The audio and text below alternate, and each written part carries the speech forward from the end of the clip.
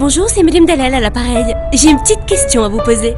Le jour où j'ai un petit accrochage avec ma voiture, je serai remboursée combien avec mon assurance auto? Oui, j'attends. N'attendez pas qu'il soit trop tard pour découvrir la base de votre indemnisation. AXA invente les barèmes sans surprise, grâce auxquels vous connaissez à l'avance et dès le départ la base de calcul sur laquelle vous serez indemnisé. AXA. Réinventons l'assurance et l'épargne.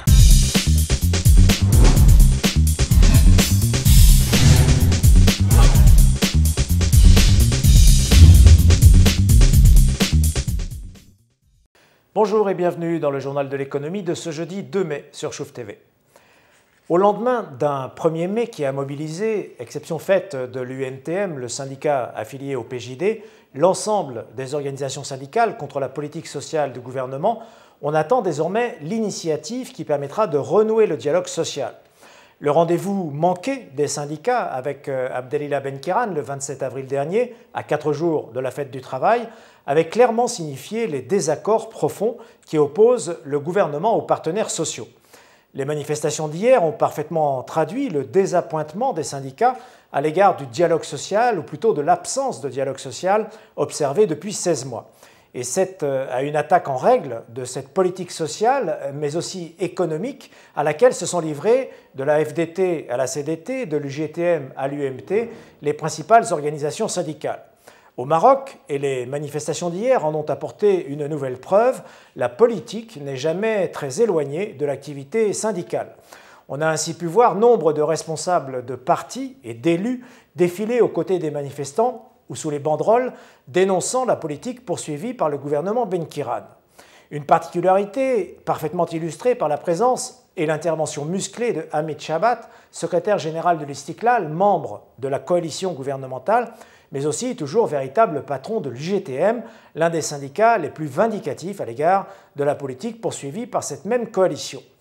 Hamid Chabat a ainsi exprimé sa profonde inquiétude au sujet, je cite, du blocage du dialogue social, insistant sur la nécessité de redonner vie aux négociations via un programme consensuel et d'impliquer les forces de l'opposition pour transcender cette crise. Il a par ailleurs plaidé pour que soit accélérée la réforme de la caisse de compensation, celle du système des salaires, de la fonction publique et du secteur privé, ainsi que le régime des retraites, demandant par ailleurs la revalorisation du SMIC à 3 000 dirhams.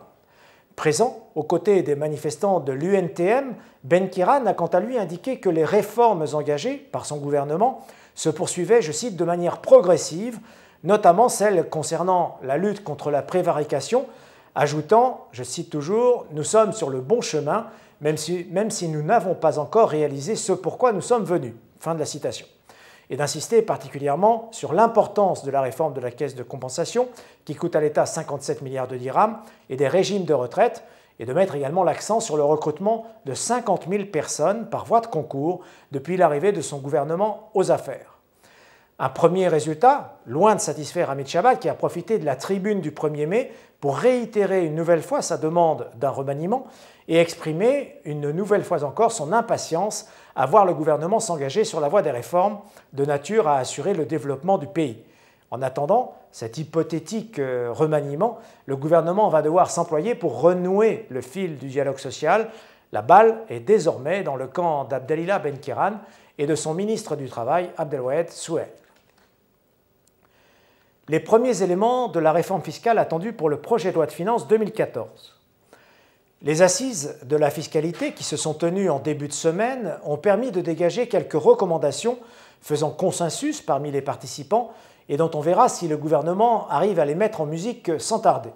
Outre la création d'un impôt sur la fortune, un ISF, ces assises ont mis le doigt sur la nécessité de réformer l'impôt sur le revenu, de revoir notamment son barème et d'introduire la notion de foyer fiscal. La TVA devrait également subir un important toilettage. Le droit à déduction et la réduction du butoir sont en effet à l'ordre du jour.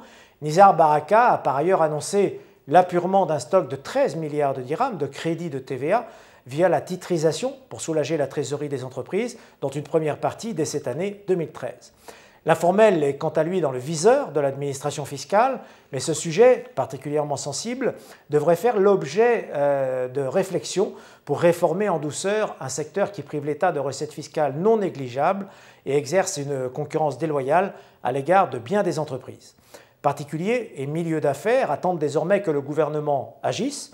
Quand? La question reste toutefois posée. Ainsi, Driss El Idrissi, le ministre du Budget, déclare aujourd'hui à notre confrère Les Échos que, je cite, « La réforme dépendra du temps que nous prendrons à nous accommoder de la conjoncture ». La bourse de Casablanca en quête de liquidité. Comment promouvoir la bourse de Casablanca? La question est posée de manière récurrente face à la faiblesse de son activité, alors même que Casablanca va bientôt prétendre au rang de place financière internationale. Selon Hassan Bolaknadel, le directeur général du Conseil déontologique des valeurs mobilières, le CDVM, l'action prioritaire porte moins sur la course à un niveau d'indice donné que sur le renforcement de la liquidité. Une question de volume donc, dont souffre depuis longtemps la bourse de Casablanca. Rappelant que la baisse de la volumétrie de la bourse est passée de 30% entre 2010 et 2011 à 40% entre 2011 et 2012, Hassan Bolaknadel attribue cette chute au désintérêt des particuliers pour le marché financier et à la stabilisation de l'intervention des institutionnels.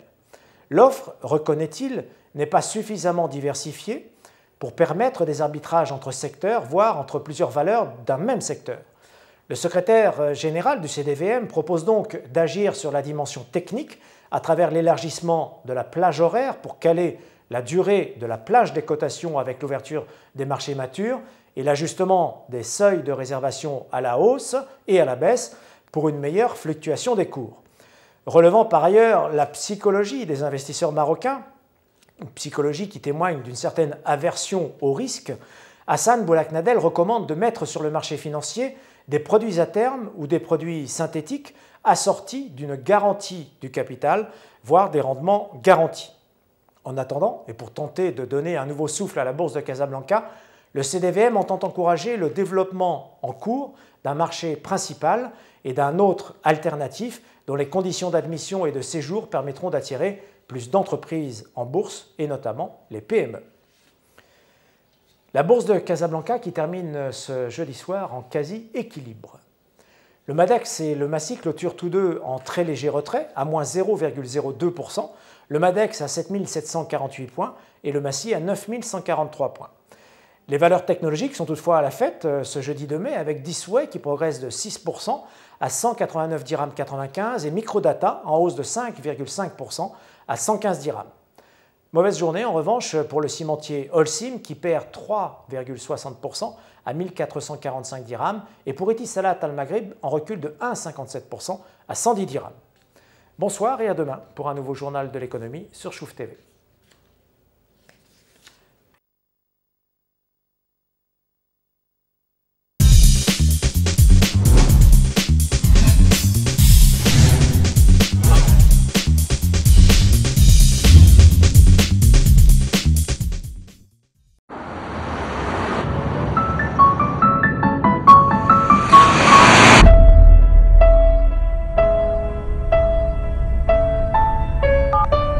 Oui, bonjour, c'est Madame Dalal à l'appareil. J'ai une petite question à vous poser. Le jour où j'ai un petit accrochage avec ma voiture, je serai remboursée combien avec mon assurance auto? Oui, j'attends. N'attendez pas qu'il soit trop tard pour découvrir la base de votre indemnisation. AXA invente les barèmes sans surprise, grâce auxquels vous connaissez à l'avance et dès le départ la base de calcul sur laquelle vous serez indemnisé. AXA. Réinventons l'assurance et l'épargne.